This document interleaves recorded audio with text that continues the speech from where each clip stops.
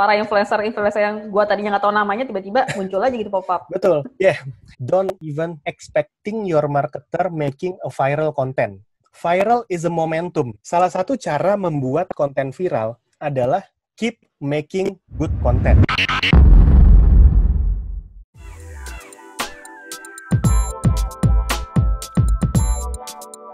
Halo semua, kita ketemu lagi di PR Talk.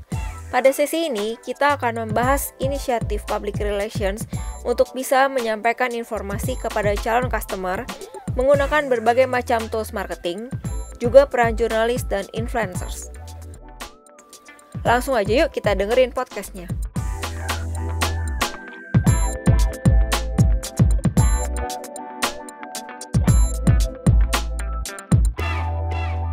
Hello YouTube, hello podcast, hello Instagram. We are back in PR Talk Discussion. Saat ini kita ada di edisi ke-6 PR Talks dari segmen kita yang ketiga. Kita akan diskusi lebih dalam lagi, kita deep dive lagi tentang how to bring them back again. Apa yang kita maksud bring them back adalah visitor ke exhibition atau ke sebuah event.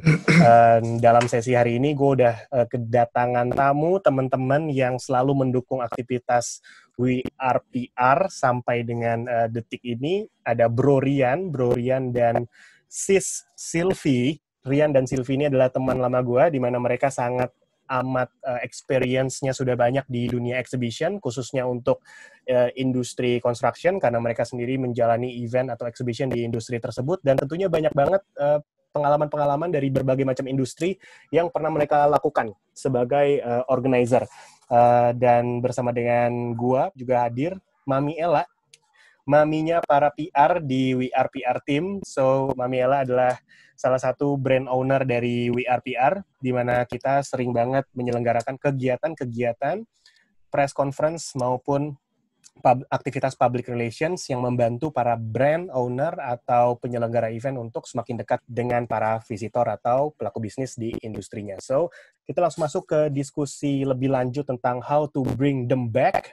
Yang kita maksud bring them back adalah visitor ke exhibition masing-masing. Karena kita tahu saat ini kita akan masuk ke fase baru, yaitu fase pembukaan PSBB, di mana di beberapa minggu ke depan kita akan menjalani bisnis seperti biasa. So, business will be going as usual. Pastinya ada new normal, karena kosakata ini new normal sudah sangat umum sekali kita dengar. Perubahan consumer behavior, perubahan pandangan konsumen terhadap kegiatan-kegiatan, dan tentunya sebagai pelaku bisnis, khususnya bisnis exhibition, ada perubahan strategi bisnis yang akan dilakukan. Nah, menggarisbawahi hal ini, bagaimana sih pandangan konsumen atau visitor setelah akan dibukanya PSBB ini? Pastinya ada perubahan, ada new normal. Nah, kira-kira strategi apa sih yang harus dilakukan para penggiat event, para pekerja event, khususnya teman-teman kreatif dari divisi atau departemen marketing dan public relations untuk bisa memfasilitasi transisi consumer yang sedang mengalami fase new normal ini. Di sini gue akan ajak ngobrol dulu Bro Rian yang sudah memiliki pengalaman banyak banget di beberapa industri, nggak cuma di event construction, tapi pernah juga handle event lifestyle, pernah handle event terkait dengan industri rambut, hair, terus pernah juga event logistik, e-commerce, dan lain sebagainya. Jadi pandangan industrinya ini sudah luas banget. Saat ini Rian juga banyak banget menghandle project-project brand storytelling dalam bentuk video. Yes, so in terms of marketing, what we should do, Rian, untuk bring them back again? Thank you, Pak Tio. Jadi bahasannya nih, pertanyaannya apa yang kira-kira marketing bisa lakukan untuk bring them back. Yang pasti informasi yang jelas untuk visitor, tentang kalau memang kalian mengadakan event pada saat-saat yang seperti ini, pastiin informasi yang kalian sampaikan itu mengenai keselamatan tentang dan prosedural gimana cara mereka ditangani sama kita secara baik, terjamin kesehatannya, dan flow of visitor udah jelas, registrasinya seperti tadi kita bicarain, ada batas physical distancing segala macam. Terus ini yang onsite ya, kalau kita ngomongin onsite. Tapi kalau usaha marketing yang lainnya semuanya harus difokusin ke digital sih. Semuanya harus difokusin ke digital, mulai dari email marketing. Kalau biasanya kan kita kirim EDM, nge-blast data ke sekian ribu orang, bisa 100 ribuan orang, tapi tidak memaksimalkan plot-plot yang ada di dalam EDM. Ini salah satu contoh ya, sebenarnya banyak gitu. Jadi di EDM itu kita bisa jual banyak. Kita bisa jual white paper-nya dari eksibitor, itu bisa kita jualin untuk dapatkan revenue. White paper-nya mengenai jurnal mereka yang telah mereka lakuin untuk produk mereka bisa kita tampilin, ya tapi kita ya charge lah seperti itu. Terus kita bisa jual bannernya atau banner untuk mereka sebagai promosi. Kita bisa jual skyscraper-nya di dalam EDM ini. Kita bahas EDM aja dulu. Sebenarnya banyak yang lain. Tapi yang pasti semuanya harus difokusin ke digital untuk sementara ini. Gitu. Mulai dari webinar segala macam, sponsorship semuanya harus digital sih. Karena nggak mungkin juga kan kita ketemu mereka karena memang dilarang juga untuk ketemu face to face meeting seperti itu. Jadi untuk teman-teman marketing ya kira-kira kalau manfaatin waktu luang di rumah untuk ini investasi ke development. Jadi pas keluar nanti kita dari fase COVID ini, kita udah punya new set of skill gitu yang mungkin bisa video production atau mungkin bisa newsletter, atau bisa copywriting, atau bisa video editing, apapun yang bisa menambah skill kalian. Kira-kira seperti itu. Oke, menarik nih, karena pastinya sesama eksibitor pun kalau gue lihat, eksibitor ini juga melakukan hal yang sama. Mereka membuat konten terkait dengan COVID, bagaimana peran serta mereka. Karena kan eksibitor mewakili citra dari sebuah brand. Pastinya banyak informasi yang pengen mereka keluarkan supaya publik melihat citra mereka baik dalam hal menangani kasus COVID ini, mungkin dalam hal penyebaran informasi gitu ya. Salah satu solusi yang gue berikan di beberapa PR Talk sebelumnya, benar banget sesuai dengan apa yang Rian sampaikan. Justru pada saat fase COVID ini, fase PSBB atau kita kenal dengan istilah work from home, di mana semua orang tidak beraktivitas secara biasa lagi, bukannya berarti para pekerja ini atau para penggiat event harus stop di engine. Justru dengan adanya kejadian ini adalah momen di mana teman-teman harus start di engine. Maksudnya beraktivitas, berkreativitas lebih kencang lagi. Bagaimana caranya? Caranya tentunya tidak hanya bekerja secara sendiri, harus berkolaborasi. Karena bagaimana kita bisa menyampaikan informasi yang baik dengan cara kolaborasi dengan beberapa brand yang sudah kita kenal, menyebarluaskan informasi yang sudah terverifikasi, karena sebuah brand nggak mungkin kan menyebarkan informasi yang belum benar. Mereka pun memiliki informasi-informasi yang sudah terverifikasi yang bisa kalian gunakan sebagai salah satu cara penyampaian informasi terkait COVID-19 ini kepada database pengunjung dari event kalian. So, itu adalah good point yang sangat amat harus dilakukan oleh para pekerja event untuk bisa mendekatkan diri kepada komunitas. Karena momen saat ini adalah momen di mana kalian harus membangun trust dulu, membangun trust ke industri dan juga kepada visitor kalau kalian ini adalah bisnis partner yang bisa dipercaya. Dengan cara kalian harus memberikan update-update terkait dengan COVID ini. Sampai mungkin nanti setelah eventnya bisa berjalan atau setelah PSBB ini dibuka, mungkin kegiatan ini masih akan terus berlangsung, terus-terusan menyebarluaskan informasi yang informatif terkait dengan industri dan juga PSBB. Nah, kalau Rian bilang tadi kan ada disebut email marketing. Menurut lo kalau misalkan di social marketing sendiri atau kita bilangnya online marketing, kan nggak cuma email marketing doang, Yan. Kita ngomongin digital marketing ini ada social media, ada apa lagi, misalkan kayak video production, brand storytelling, dan lain sebagainya. Menurut lo yang efektif tuh apa sih yang bisa digunakan oleh teman-teman marketer, khususnya untuk industri exhibition? Memang harus difokusin. Sekarang senjata kita apa lagi selain itu, gitu kan? Selain sosial media dengan alat-alat digital itu ya. Tapi dengan pertanyaan seperti itu, berarti kita harus lihat lagi eventnya event seperti apa. Apakah dia B2B, apakah dia B2C, apakah dia lifestyle, apakah dia food and beverage, segala macam. Itu harus disesuaikan lagi kalau kita mau menjalankan strategi kita di sosial media. Itu dalam lagi tuh. Itu bahasanya beda lagi. Nanti kalau lu perlu bisa undang gue. kalau lu mau ngomongin secara khusus misalnya Instagram atau Facebook kan itu luas banget bahasannya. Betul, Tapi betul. Dalam.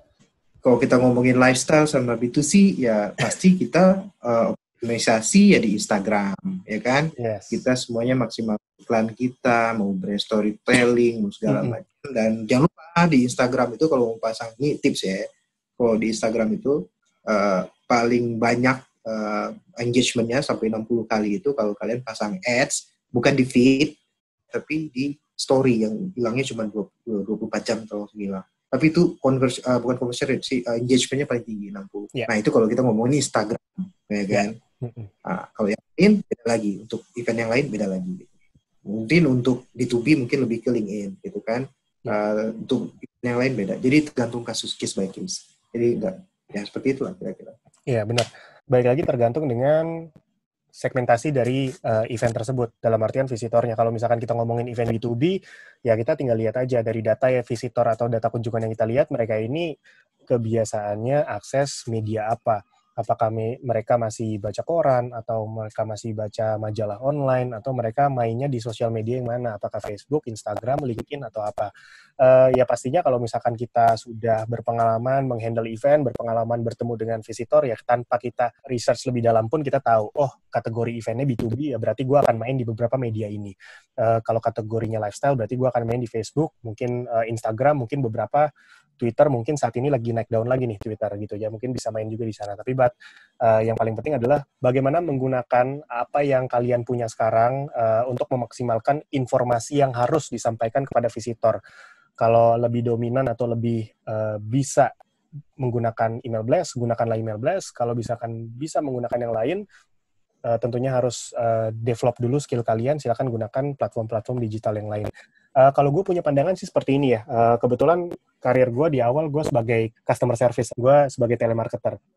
Tapi sekarang yang gue lihat sih, aktivitas telemarketer tuh udah bisa digantikan ke sosial media. Dalam artian gini, sangat disayangkan kalau misalkan teman-teman marketing, khususnya untuk marketing exhibition, kalian yang biasanya menggunakan telepon, biasanya menggunakan medium handphone untuk kontak-kontak calon klien, baik eksibitor maupun top visitor, itu akhirnya berhenti itu aja di masa pandemi ini. Karena menurut kalian ya, gue nggak bisa masuk kantor, gue nggak bisa pakai dial up, walaupun difasilitasi dengan pulsa, tapi tetap aja nggak efektif. Justru gue ngelihatnya gini sih, kalau misalkan di sebuah platform itu menurut lu udah nggak efektif, sebenarnya platform lain tuh ada. Kalau dulu kita menggunakan telepon genggam, ya memang digunakan untuk follow up by phone, yaitu dulu. Tapi telepon genggam kita sekarang, handphone kita sekarang, ini nggak cuma untuk telepon aja. Di sini ada sosial media juga di situ, di mana di masing-masing sosial media memiliki platform social networking. Lu bisa DM, lu bisa direct chat, dan lain sebagainya. Dan sebenarnya sih, kalau gue sih berpikirnya, sebenarnya fiturnya sama aja, atau fungsinya sama aja. Mendekatkan diri lu dengan calon klien atau calon visitor yang memang lu pengen undang. Kita bilanglah key sales partner atau top tier visitor gitu ya. Nggak ada salahnya buat teman-teman marketer atau teman-teman sales atau siapapun yang ingin lebih dekat dengan komunitas atau gue bilangnya key opinion leader, lu gunakanlah sosial media itu untuk saling berkoneksi. Jangan berpromosi, justru sekedar untuk membangun relationship dengan mereka. DM, atau kalian leave a message on LinkedIn, something like that lah. Karena jangan pernah putus kreativitasnya sih. Bukan berarti dengan kalian WFH nggak bisa pakai telepon, tapi handphone kalian nggak digunakan. Karena handphone kalian juga fiturnya udah banyak banget. Nggak cuma bisa digunakan untuk telepon, tapi bisa digunakan untuk leave a message on any kind of social media platform. Menurut gue sih gitu. Kalau menurut Bro Rian gimana? Ya, apapun strateginya memang harus dimaksimalkan ya. Seperti tadi kan pengalamannya Pak Tio sewaktu masih ada di dunia industri, ya kan? Lu manggil gue bapak kayak tua banget gue. Oke, berarti gue panggil Bang Tio, gitu ya. Kayak komentator sepak bola lo, Bang. Ya kan? Itu semuanya harus dimaksimalkan, betul. Ya, tetap gunain digital, terus coba berpikir lebih ke lokal untuk strateginya ya, karena batasan jumlah visitor yang segala macam itu kan. Ya. Jadi going from macro to micro, habis itu ya get ready to employ lah social media, semua key nama strateginya semua dijalankan. Ya, itu aja sih pesan-pesannya buat teman-teman. Menarik. Yang penting bagaimana setelah pandemi ini, begitu semuanya dibuka, 2-3 bulan work from home kalian nggak sia-sia. Kalian bisa kembali lagi ke industri dengan new skill yang bisa diimplement di perusahaan masing-masing. Jadi semakin berkarya di exhibition ataupun di industrinya. Begitu. Nice, good point, Rian. Nah, gue lanjut ke Sylvie dulu nih. Kalau Sylvie, gue kenalnya database management, sangat amat sudah terbiasa dengan database dan juga CRM.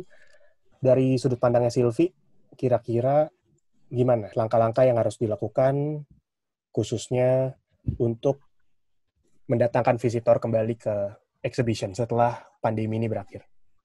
Mungkin ini menurut gue aja ya. Yeah. Dulu sih gue juga pernah ada kutipan dari orang itu, kalau data itu is the new oil sih katanya. Gak tahu benar atau salah, tapi database itu emang segitu pentingnya buat kita, tanpa kita tidak sadarin ya. Itu yang namanya big data itu bagian dari hal yang kita harus punya untuk research, which is buat gue berpikir kalau gue mau bikin suatu event, gue nggak mau main terjun aja, gue harus lihat dulu, cek animo masyarakatnya. Gue harus research dulu seperti apa sih animenya sekarang ini gitu, apalagi setelah after COVID gitu. Apakah mereka udah siap buat punya event kita? Terus value apa sih yang bisa kita beri? Value apa yang lebih bisa kita berikan kalau mereka datang gitu? Berkata buat mereka itu, what's in it for me? Soalnya kan ya seperti yang lu bilang tadi, 7 behavior kan berbeda buat tiap orang. Di gitu sekarang kan kita juga jawabannya makin ke arah digital. Memang benar kalau kata Om Rian itu, kita emang bisa maksimalin semua strategi, misalkan kayak IDM segala macam. Emang kalau buat gue personally sih, gue orang yang jarang baca email pribadi ya. Yeah. Jadi kalau udah lihat, apalagi sekarang tuh email promotion tuh banyak banget, gitu. Dari yang namanya e-commerce segala macam gitu. Which is yang gue takutkan adalah kadang-kadang investasi kita justru malah tenggelam. Berbeda dengan kalau misalkan gue pakai sosial media platform, gue sponsori sana. Orang even IG story sama IG feed orang lebih swipe tiap hari IG story gitu, di next terus gitu. Walaupun udah sponsor itu mungkin akan lebih terlihat konversinya gitu. Di situ juga bisa misalkan kita lebih kebangun value dari online community gitu. Jadi yang kita bahas emang bener kalau kata kalian, gak cuma jualan doang, tapi kayak ngasih insight-insight tertentu gitu. Oke. Kalau misalkan dari sosial media sendiri, dari pengalaman yang sudah ada, apa yang sering dilakukan, Sil, sampai dengan saat ini terkait dengan engagement di sosial media? Lebih ke postingan yang lebih bangun engagement-nya aja. Misalkan atau bisa juga kita kayak ngajak influencer bareng gitu. Kalau kayak sekarang kan banyak banget yang kayak tiba-tiba bisa dalam sehari itu, kalau gue lihat di Instastory gue misalkan ada yang live 4-5 orang gitu. Yeah. Buat ngomongin hal-hal yang emang lagi ngetren sekarang. Lebih ke situ sih. Noise-nya gila banget ya, kayak sebenarnya aktivitas yang dilakukan WRPR ini semacam aktivitas yang sama sih. Kita mengikuti tren yang sedang berjalan juga, which is tren di mana orang-orang pada mulai mencari engagement setinggi-tingginya. Tapi yang paling dan dari situ baru mereka masuk. Ya. Lanjut gimana sih? Habis itu mereka baru masuk ke on-site event-nya gitu. Iya. Nah ini menarik nih, bener banget. Kalau kita ngomongin database, kita nggak bisa ngomongin ya kita punya data, terus ya udah kita convert langsung begitu aja dengan bantuan tools marketing, kita SMS lah, kita email blast, terus mereka langsung ke convert. Nggak semudah itu menghandle big data, bener nggak Sil? Nggak semudah. Karena dari big data sendiri, dari seluruh data yang kita punya, itu tersegmentasi tuh, terfracture lagi. Ada orang-orang yang memang bisa dikontak dengan email doang, dengan SMS doang. Ada orang-orang yang journey-nya dia lebih panjang lagi. Dia harus di-treatment dengan hal-hal yang berbeda. Harus pendekatan telepon, pendekatan pribadi, dan lain sebagainya. Sampai akhirnya mereka turn up menjadi visitor yang hadir pada event tersebut, baik online maupun offline. Nah, sekarang kan marketing pada kreatif banget nih, marketer pada kreatif banget. Mereka bikin video konten lah, kayak yang dilakukan oleh kita di WRPR, terus mereka bikin live Instagram, mereka bikin postingan yang ada video brand storytelling-nya dan lain sebagainya. Atau bahkan ada inisiatif dari beberapa pelaku industri yang gua tahu saat ini sih mereka bukan di industri exhibition, tapi mereka bikin komunitas yang ada di Telegram atau WhatsApp atau Line. gitu ya. Mereka bikin line open chat, mereka ya sekedar ngundang orang sebanyak-banyaknya untuk diskusi aja, diskusi tentang produk mereka, tentang industri mereka, dan lain sebagainya. Jadi, momen ini adalah momen yang bisa kalian gunakan untuk explore. Sebagai marketing kan yang penting adalah user testing kan. User testing, explore kira-kira tools apa yang paling benar untuk menyasar target market kalian gitu loh. User testing apa yang mereka mau, betul. Betul, user testingnya bisa dilakukan di platform apapun. Justru 2-3 bulan ini, moga-moga memang ada marketing yang melakukan hal seperti itu. Sehingga dia tahu nih, oh ternyata dengan cara seperti ini gue lebih efektif nih dengan cara video konten atau audio experience yang gue taruh di Spotify ini lebih efektif nih. Untuk apa? Bukan untuk memastikan mereka datang ke sebuah pameran atau memastikan mereka untuk membeli.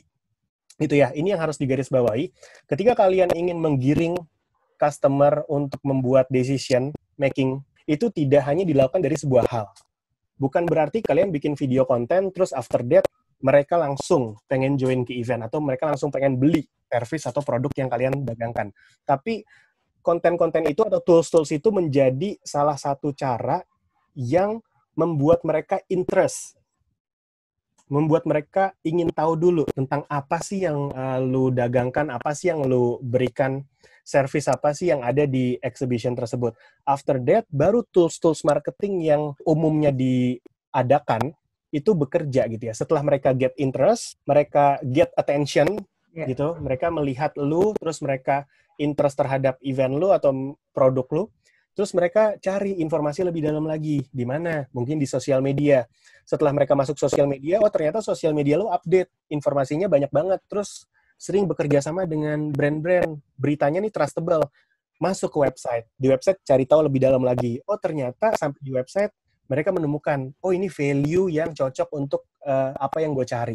Jadi kembali lagi, konten apapun yang kalian buat, itu bukan untuk langsung mendrive mereka akhirnya membuat decision. Tapi konten-konten ini adalah konten yang men-shaping customer journey.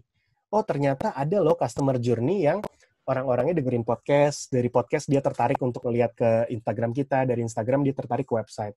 Oh ternyata ada loh orang-orang yang dari Instagram bisa langsung ke website, dan lain sebagainya. Jadi itu sih peran serta digital marketing atau online activity yang bisa ngedrive ke kegiatan onsite, menurut gue gitu. Kalau dari Sylvia ada tambahan nggak? Iya, menurut gue sama sih kayak gitu sih. Lebih ke meningkatkan awareness-nya mereka, agar mereka bisa convert menjadi seorang visitor pada saat on-site event, seperti itu. Yes, bagaimana lu bisa mendapatkan ketertarikan dari calon visitor lu? Yang jelas lu harus get people attention. Nah sekarang, gimana lu bisa get people attention kalau selama WFH, kalian tidak mempromosikan atau tidak membuat aktivitas engagement dengan medium apapun? Justru cara untuk mendapatkan attention yang paling mudah adalah berisik.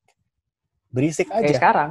Yes, berisik aja. Viral kayak yang para influencer yang gua tadinya nggak tahu namanya tiba-tiba muncul aja gitu pop-up. Betul. Dan ini penyakit sih. Penyakit dalam artian di para marketer, sorry to say, mungkin para brand owner pun atau para bos-bosnya juga ada penyakit. Ini yang harus gua wash gitu ya. Gua guyur lah di kepala mereka. Brand wash.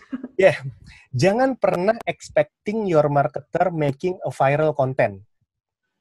Don't even do that. Konten viral itu nggak bisa sama sekali lu buat.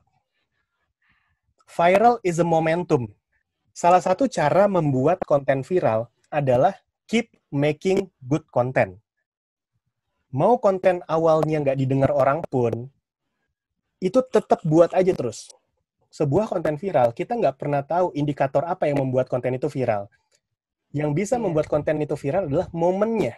Konten itu hadir di momen yang tepat, pembahasan yang tepat, tokoh yang menjelaskan juga orang yang tepat. Jadi banyak banget, bahkan variabel X, Y, Z-nya tuh banyak. Jadi buat para head marketing atau para pelaku bisnis, jangan pernah suruh marketer kalian untuk membuat viral konten. Itu nggak akan pernah terjadi. Yang kalian harus lakukan adalah keep motivating the marketers untuk terus memproduksi konten-konten kreatif yang trustable, yang bisa meningkatkan engagement kepada komunitas yang kalian sasar, yang bisa membuat people attention gitu loh, get people attention dengan konten tersebut. Sekarang bagaimana kalau event kalian mau dikenal dan dikenang, tapi kalian nggak pernah get people attention, kalian nggak pernah berisik di market. So menurut gue sih seperti itu. Mau apapun aktivitasnya, mau online maupun offline, kalian harus bisa memberikan customer engagement yang baik supaya kalian bisa enchant calon visitor kalian. Nah, gue lanjut ke Bro. Mami Ella. Mami Ella mungkin udah gatel banget nih, mulutnya pengen ngomong. Kalau dari peran serta public relation atau teman-teman marketing lain, menurut Mami Ella, bagaimana nih harusnya mereka lakukan? Yang jelas sih antara marketing sama PR itu harus sejalan. Kita harus sama-sama gitu ya. Membangun satu jalur atau komunikasi yang bisa diadaptasi. Sekarang ini kan kita sendiri di WRPR juga sudah mulai melakukan mengcombine antara konvensional dengan media anak muda. Kita sudah mulai menggabungkan kan antara influencer dengan jurnalis. Yang dulu kita hanya memang fokus sama jurnalis baik itu media digital maupun media cetak. Tapi sekarang kita sudah mulai mengcombine itu. Nah, apa yang dilakukan oleh para pelaku public relation adalah beradaptasi untuk bergeser gitu loh, mengikuti tren yang sedang berjalan sekarang, yang bisa membantu klien kita untuk mendapatkan fiturnya kembali. Karena sekarang mungkin orang ada yang sedikit jenuh membaca gitu ya, walaupun dia media online ataupun media cetak. Dengan banyaknya berita-berita yang ada yang hoax, ada yang segala macam. Tapi kita mulai menggunakan influencer, karena influencer itu jauh lebih atraktif, bahasanya juga mereka lebih bisa diterima oleh audiens gitu ya. Nah, itu yang harus dilakukan oleh para pelaku PR untuk bisa membantu kliennya mendapatkan visitor mereka kembali gitu. Seperti itu sih lebih. Kalau di dunia marketing event, waktu itu kita kenal dengan istilah 360 degree marketing ya, Mi ya? Iya. 360 degree marketing inisiatif dalam hal publikasi pada khususnya. Bagaimana sebuah event bisa menyebarluaskan informasi, get people attention, tentunya nggak cuma di salah satu media aja. Harus meninggalkan jejak di berbagai media, nggak cuma koran, nggak cuma TV, nggak cuma radio. If possible, gunakanlah para influencer yang ada di sosial media untuk menjadi brand evangelist dari event tersebut. Karena kita nggak pernah tahu informasi yang tertinggal di media tersebut akan menjadi jejak digital maupun jejak tertulis yang dibaca oleh calon visitor kita. Nah, pengen tahu pandangan Mami nih, mungkin nyentil-nyentil sedikit ke statementnya, kalau aku nggak salah ya, ada statementnya Pak Erlangga Hartarto nih, Mi, menteri kita. Sekarang Pak Erlangga koordinator menteri ya. Koordinator menteri kita, kalau ada statement dari beliau yang memberikan semacam arahan nih ke Perhumas, kalau para humas ini jangan kalah dengan jempol gitu. Artinya kita harus lebih gesit ya. Iya, betul. Ya kan, karena banyak sekali sekarang juga para media sosial itu yang memang dia lebih cepat dari para pelaku atau praktisi humas gitu loh. Makanya Pak Erlangga mendorong para pelaku untuk ayo jangan sampai jempol orang ini lebih cepat gerakannya gitu, dan daripada jempol gerakan kita si praktisi. Betul. Dan jempol yang kita maksudkan di sini ya teman-teman influencer atau bisa dibilang sebenarnya publik gitu ya, publik di mana kalau kita ngelihat dunia PR atau public relation sekarang sudah lebih kompleks dari zaman dulu gitu ya. Mungkin zaman aku masih kecil, dulu masih dominan dengan informasi satu arah dari medium tertentu kepada listeners atau enggak pada readers-nya. Dulu koran, TV, dan lain sebagainya. Karena belum ada informasi di dunia online gitu, belum ada digital content gitu kan. Tapi sekarang semenjak ada digital content, ada YouTube, ada Twitter, ada Facebook, Instagram yang booming banget, bahkan sekarang ada TikTok. Sekarang kesannya semua orang bisa jadi jurnalis gitu. Dan karena semua orang bisa jadi jurnalis, nggak sedikit adanya kasus-kasus seperti beritanya tidak benar, tiba-tiba terpublish di media massa, terus jadi hal buruk juga untuk pemilik brand dan lain sebagainya. Nah, dari sudut pandang public relation nih, kalau kita kerja di sebuah perusahaan atau lebih tepatnya kita fokus ke dunia exhibition, menilai fenomena ini, apakah para marketer harus engage juga dengan influencer atau gimana ya, Mia? Kira-kira? Lebih bagus begitu. Jadi maksudnya para marketer bisa menggunakan atau berkolaborasi dengan para influencer dengan memaksimalkan para influencer itu untuk mempromosikan event mereka gitu ya. Karena banyak budget yang mungkin harus dipotong gitu loh. Mungkin kita tahu bahwa ada budget-budget marketing yang harus dipotong, tapi masih bisa dimasukkan ke dalam kegiatan PR. Nah, kegiatan PR ini dia punya efek jauh lebih panjang daripada marketing. Kalau marketing kan efeknya pendek gitu ya, cepat memang gitu. Tapi kalau PR itu orang lebih lama ingatnya, sehingga lebih efektif lah untuk mempromosikan event maupun untuk jangka panjang atau investasi dari penyelenggara pameran itu sendiri. Iya, benar. Kemarin sempat cerita sama Mami Ella juga terkait dengan marketing sama PR, karena kadang orang masih berpikiran kalau PR is marketing, marketing is PR. Sebenarnya approach-nya sedikit banyaknya berbeda sebetulnya ya. PR dan marketing tuh approach-nya satu ke kiri, satu ke kanan. Tapi ujung-ujungnya mereka akan bertemu menjadi satu senjata untuk meningkatkan kualitas dari sebuah brand atau citra dari perusahaan. Jadi walaupun kegiatan marketingnya berbeda, kegiatan PR berbeda, tapi ujung-ujungnya akan mendukung, mensupport dari brand equity atau brand awareness dari sebuah perusahaan. Gitu. Pengen tahu lagi nih, sekarang kan ada fenomena baru kalau semasa PSBB ini, para jurnalis melakukan aktivitas press conference-nya melalui medium virtual ya. Virtual meeting. Menurut Mami, apakah nanti ke depannya akan seperti ini walaupun PSBB sudah selesai atau akan kembali normal ya? Kalau lihat dari behavior-nya kita orang Indonesia ya, itu akan perlahan kembali normal. Karena biar bagaimanapun di Indonesia ini hubungan istilahnya antara manusia sama manusia itu lebih penting daripada cuma virtual. Jadi emosionalnya itu yang lebih penting. Jadi nanti perlahan mereka akan kembali press conference yang biasa gitu ya, yang umum seperti yang dulu ya, tidak yang dilakukan seperti sekarang adalah virtual gitu ya. Beda pendekatan yang didapat oleh, jadi engagement antara penulis dengan narasumbernya itu berbeda. Gitu. Iya, itu yang akan membawa mereka kembali.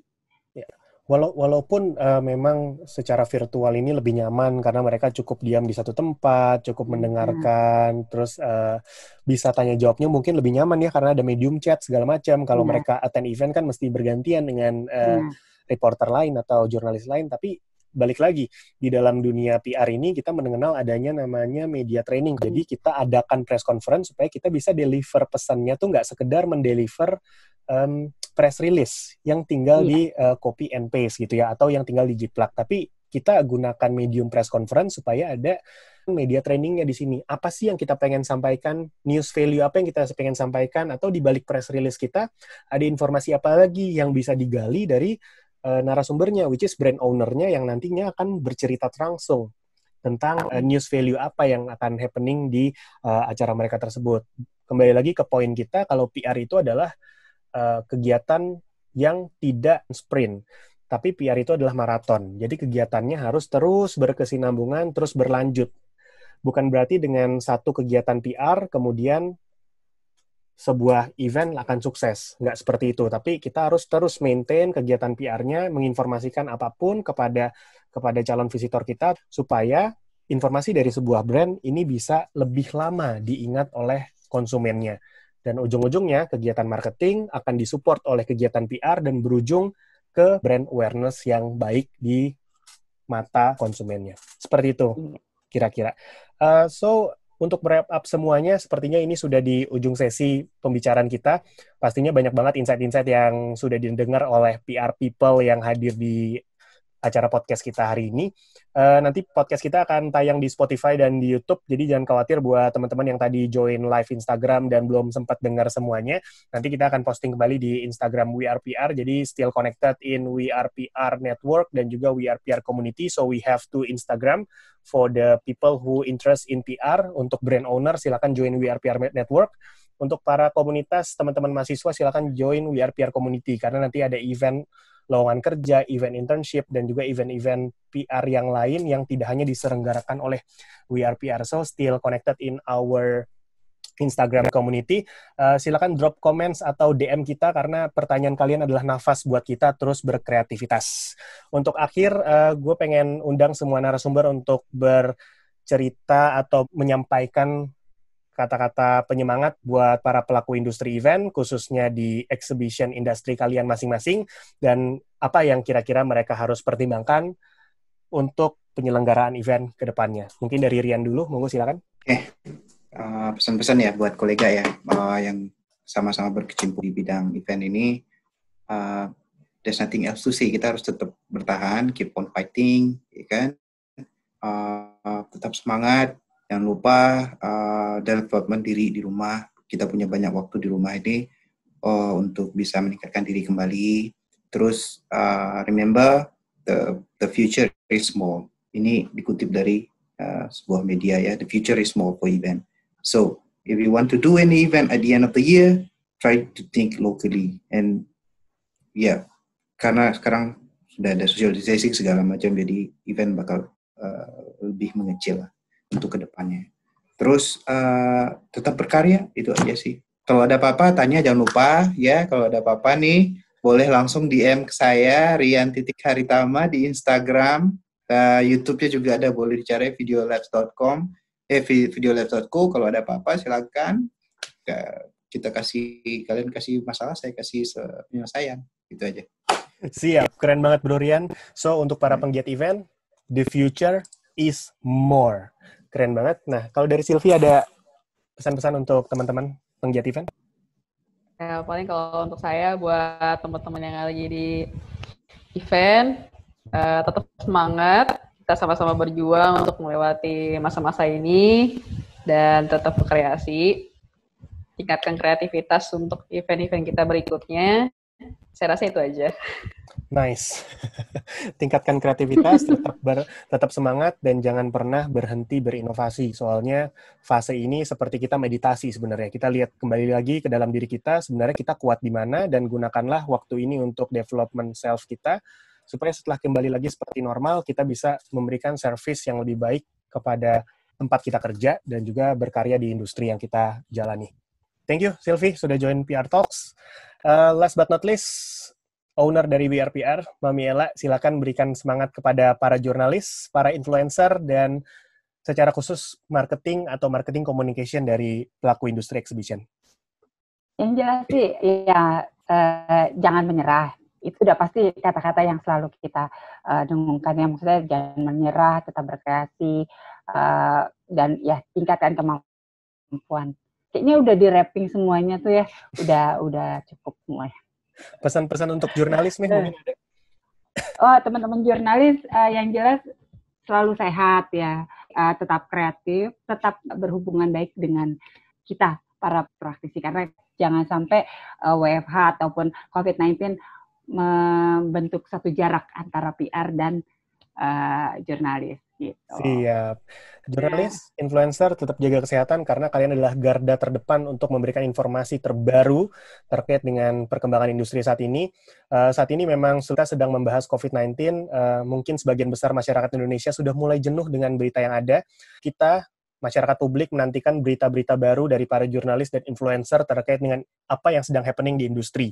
Tentunya buat teman-teman para marketing exhibition, terus berkarya bersama dengan eksibitor yang sudah kalian kenal ataupun yang belum kalian kenal, berikanlah konten-konten yang baik di website kalian, di sosial media kalian, atau di platform apapun supaya audiens kalian bisa mengenal event kalian lebih dalam dan juga menilai kalian sebagai expert di industrinya. Dan satu titik di mana setelah PSBB ini dibuka, pasti para jurnalis dan para influencer mencari berita apa yang terupdate. Jadilah pelaku industri yang berisik, tapi berisik dengan cara yang benar, karena sampai waktunya nanti, para jurnalis atau para influencer akan datang ke kalian untuk mencari tahu sedang ada berita apa yang terjadi di industri yang kalian jalani. Ada beberapa catatan dari edisi PR Talks hari ini, buat para PR people yang hadir. Yang pertama adalah kita harus tahu kalau PSBB ini adalah fase. Jadi PSBB ini bukan berarti begitu dibuka, semua akan langsung kembali seperti biasanya. There is a fase yang akan meng-create new normal condition. Seperti yang disebutkan oleh Rian, di Amerika ada datanya, ada learning jurnalnya, di mana nanti akan terjadi fase-fase tertentu. Ada fase dari awalnya dibuka, kemudian orang-orang mulai membiasakan diri, sampai akhirnya bisnis berjalan seperti biasanya. Buat para penggiat event, silakan berdiskusi dengan vendor kalian, dengan venue yang bekerja sama dengan kalian, dan tentunya dengan tim internal kalian untuk memahami fase ini, supaya kalian bisa benar-benar mempertimbangkan kapan waktu yang tepat untuk memulai kegiatan event kalian berlangsung. Jangan sampai reputasi event kalian jadi buruk karena kalian memulai event di waktu yang salah. Kemudian ke depannya ini pasti ada kegiatan online, jadi online event tidak akan berhenti, justru marketnya sudah terfracture, sudah crack. Akan ada offline event, akan ada online event, tapi bukan berarti kegiatan offline dan online ini berseberangan atau berkompetisi.